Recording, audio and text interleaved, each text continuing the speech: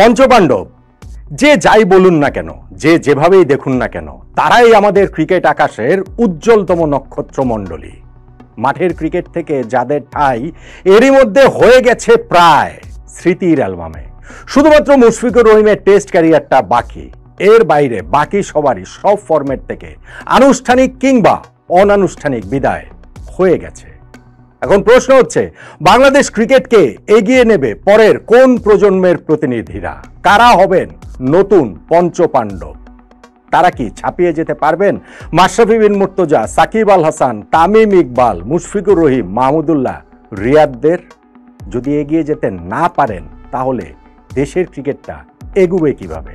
আমি তো বলবো এখন এই মুহূর্তে সবচেয়ে বড় সেই সুযোগটা এসেছে নতুন পঞ্চপাণ্ডবের সামনে।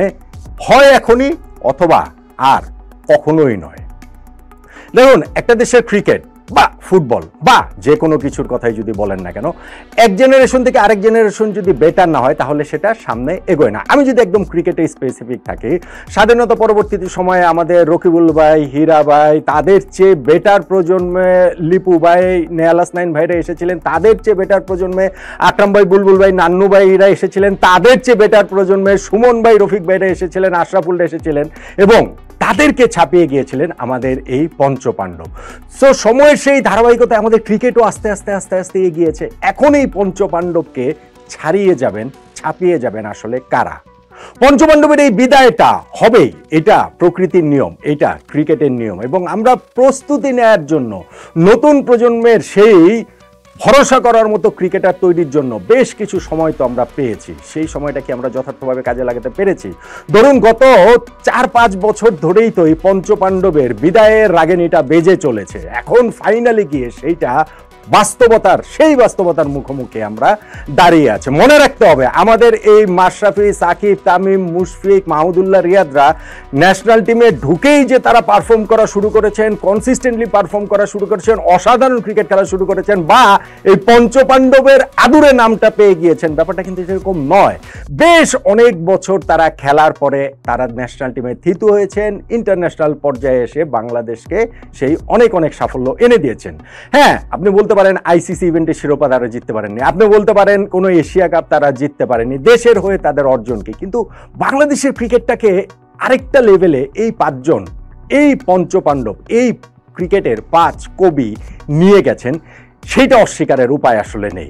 এখন আমি বলছিলাম যে পরবর্তী পঞ্চপাণ্ডব কারা হবে, কোন 5 জনের উপরে আমরা ভরসা করতে পারি এবং তাদের ক্ষেত্রে আমার কথা ওই একটাই, হয় এখন নয়তো আর কখনোই নয়। ধরুন, আমি 5 জনের নাম বলি, একেবারে সিরিয়াল ধরে যে বলবো ব্যাপারটা এরকম না, আমি 5টা আলাদা আলাদা নাম বলি, তারাই আমাদের ক্রিকেটটাকে ওই এগিয়ে নেয়ার কি বলা চলে যে নতুন পথের দিশারি হতে পারেন। অনেকগুলোর সঙ্গে, একাধিক জনের সঙ্গে আপনারা একমত হয়তো বা হবেনই না। ধরেন লিটন দাস 2015 সালে তার ইন্টারন্যাশনাল ক্যারিয়ার শুরু হয়েছে। সেইখান থেকে লাস্ট যে সিরিজটা আমরা খেললাম চ্যাম্পিয়ন্স ট্রফি, সেইখানে তিনি দলেই জায়গা করে নিতে পারেননি। আমাদের সর্বশেষ টেস্ট, ওয়ানডে, টি20তে সাম্প্রতিক সময়গুলোতে লিটন দাসের কি ভয়াবহ অফর্ম যাচ্ছে, কি ভয়ঙ্কর রান করার ভেতর দিয়ে তিনি যাচ্ছেন, সেটা আমরা সকলেই জানি। কিন্তু আমি মনে করি এখন এই পঞ্চপাণ্ডব পরবর্তী সময়ে স্টেপ আপ করার সময় লিটন দাসের অবশ্যই এসেছে এবং বাংলাদেশ ক্রিকেটটাকে নেক্সট লেভেলে নিয়ে যেতে হলে অবশ্যই সেই লিটন দাসের জ্বলে ওঠা, তার ভালো খেলা, তার কনসিস্টেন্টলি রান করা, যেমনটা পঞ্চপাণ্ডবের সবাই মিলে 2015 বিশ্বকাপ থেকে 2019 বিশ্বকাপ পর্যন্ত এই যে 4-5 বছর সময়ের মধ্যে করেছিলেন, সেইটা করার জন্য আমি মনে করি লিটন দাস আগামী দিনের খুব বড় একটা আমাদের প্রত্যাশার জায়গা থাকবেন। প্রত্যাশা পূরণ করতে পারেন কি পারেন না সেটা তো বহুদিন হয়ে গেল, 10 বছর ধরে বেশিরভাগ সময় তিনি আমাদেরকে হতাশই করেছেন। এখন গিয়ে যে শূন্যতা, যে ভয়াবহ শূন্যতা আমাদের ক্রিকেটে তৈরি হয়েছে, সেই শূন্যতা পূরণের জন্য আরও একবার এই লিটন দাসের ব্যাটের দিকে আমি অন্ততপক্ষে তাকিয়ে থাকবো।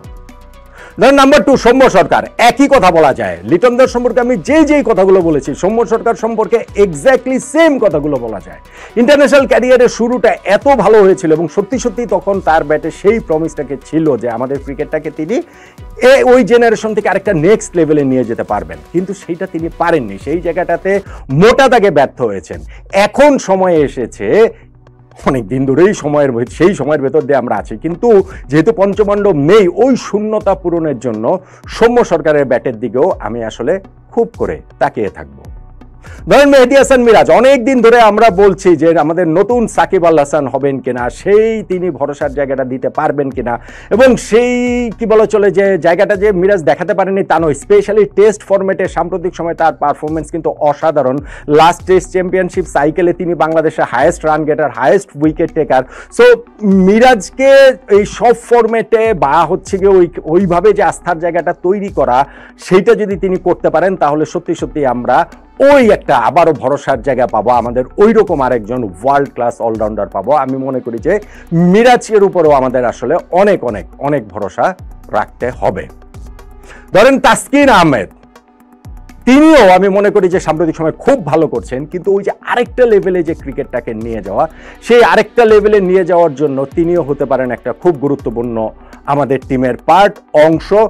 ক্রিকেটটাকে তিনি যেভাবে দেখেন, ক্রিকেট থেকে যেইভাবে তিনি ছিটকে পড়েছিলেন, তারপরে তার যে কামব্যাকটা হয়েছে এবং কামব্যাকটা হওয়ার পর যেই কনসিস্টেন্টলি তিনি পারফর্ম করছেন, সব ফরম্যাটে পারফর্ম করছেন। আমরা লাস্ট সেন্ট্রাল কন্ট্যাক্টে দেখেছি দেশের একমাত্র ক্রিকেটার হিসাবে A+ ক্যাটাগরিতে তিনি রয়েছেন। সো সেই কন্ট্রাক্ট অনুযায়ী বাংলাদেশের 1 নম্বর ক্রিকেটার এখন তাসকিন আহমেদ। সেই প্রত্যাশার প্রতিদান আরও কনসিস্টেন্টলি, আরও ভালোভাবে, আরও ধারাবাহিকতায়, আরও দীর্ঘমেয়াদে দেওয়ার সময় তাসকিন আহমেদের এসেছে। পঞ্চপাণ্ডবের পরবর্তী প্রজন্মের আরেকজন প্রতিনিধি হিসাবে আমি তাসকিন আহমেদকেও খুব করে দেখি। এবং নাম্বার 5 আমি দেখি নাজমুল হোসেন শান্তকে। আমি জানি আমার সঙ্গে অনেকেই একমত হবেন না, আমি জানি আমার সঙ্গে বেশিরভাগই একমত হবেন না, কিন্তু সত্যি সত্যি আমি মনে করি যে শান্তর উপরেও বাংলাদেশ ক্রিকেটে যে ইনভেস্টমেন্ট, এই যে 6-7 বছর ধরে ন্যাশনাল টিমে খেলছেন, ন্যাশনাল টিমের ক্যাপ্টেন্সিও তিনি করছেন, মাঝখানের কিছু সময় দারুণ ধারাবাহিকতা দেখিয়েছেন, ধরেন ওয়ানডে ফরম্যাটে এখনও সেইটা দেখাচ্ছেন। আমি মনে করি যে নাজমুল হোসেন শান্তর উপরেও আমাদের সেই আস্থা বিশ্বাসের জায়গাটা রাখা উচিত। আমি অন্তত পক্ষে নতুন পঞ্চপাণ্ডব বললে যেই 5 জনের উপরে আমি ভরসা করতে পারি, তার মধ্যে আমি নাজমুল হোসেন শান্তকেও রাখছি। তাহলে আমাদের নতুন সেই মাশরাফি, সাকিব, তামিম, মুশফিক, মাহমুদুল্লাহ রিয়াদ হিসাবে আমি দেখছি লিটন দাস, সৌম্য সরকার, নাজমুল হোসেন শান্ত, মেহেদী হাসান মিরাজ, তাসকিন আহমেদকে। তারা কে কার রোল প্লে করবেন, কে তামিমের রোল প্লে করবেন, কে সাকিবের রোল প্লে করবেন, কে মাশরাফির ক্যাপ্টেন্সির রোল প্লে করবেন, সেটা আমি জানি না। দেখুন, এগুলো সময় তৈরি করে দেয়। মাশরাফি ক্যাপ্টেন হওয়ার আগে তিনি যে খুব ভালো ক্যাপ্টেন ম্যাটেরিয়াল ছিলেন, তাকে যে ভবিষ্যতের ক্যাপ্টেন হিসেবে প্রবলভাবে ভাবা হচ্ছিল। ইনফ্যাক্ট তার এই ইন্টারন্যাশনাল ক্যারিয়ারের প্রথম 6-7 বছরের ব্যাপারটা সেরকম নয়, কিন্তু সেই মাশরাফি ক্যাপ্টেন হয়ে বাংলাদেশ ক্রিকেটটাকে কিভাবে বদলে দিয়েছেন সেটা আমরা জানি। আমরা জানি না যে সেই ক্ষেত্রে এখন একজন লিটন দাস বা একজন নাজমুল হোসেন শান্ত বা একজন মেহেদী হাসান মিরাজ ক্যাপ্টেন হিসাবেও সেই রোলটা প্লে করতে পারেন, মাশরাফির রোলটা প্লে করতে পারেন, সেইভাবেই বাংলাদেশ ক্রিকেটটাকে একটা নেক্সট স্টেজে নিয়ে যেতে পারেন। আমাদের তাদের উপরেই ভরসা করতে হবে। অবশ্যই বাংলাদেশ ক্রিকেটে প্রমিজিং অনেক ক্রিকেটার রয়েছে, কিন্তু আমি এখনই বলবো না যে নাহিদ রানা আমাদের পরবর্তী পঞ্চপাণ্ডব হয়ে যাবে। আমি এখনই বলবো না যে রিশাদ হোসেন আমাদের পরবর্তী পঞ্চপাণ্ডবের এক প্রতিনিধি হবে, কারণ এই ইন্টারন্যাশনাল ক্রিকেটের শুরুর দিকে তাদের উপরে ওই প্রত্যাশার, প্রবল প্রত্যাশার চাপটা আমি দিতে চাই না। বরং যেই 5 জনের কথা বললাম, যারা ইন্টারন্যাশনাল ক্রিকেটে 7 বছর, 8 বছর, 10 বছর করে খেলে ফেলেছেন, তাদের উপরে আমি আস্থা রাখতে চাই। এবং আমি মনে করি তারা যদি এই 5 জন যদি আগের 5 জনকে ছাপিয়ে যেতে পারেন, তাহলেই কেবলমাত্র বাংলাদেশ ক্রিকেটটা অতীতকে ছাপিয়ে যেতে পারবে, বাংলাদেশ ক্রিকেট অতীতের অর্জন ছাপিয়ে যেতে পারবে। এই 5 জনের উপরে আমি তাই খুব খুব খুব করেই ভরসা রাখছি। বাংলাদেশ ক্রিকেটের নতুন এই পঞ্চপাণ্ডব আমার প্রত্যাশার জায়গায় লিটন, সৌম্য, শান্ত, মিরাজ, তাসকিন আহমেদের উপরে। আপনিও কি সেই ভরসাটা তাদের উপরে রাখছেন, নাকি অন্য কারো কথা নতুন পঞ্চপাণ্ডব হিসাবে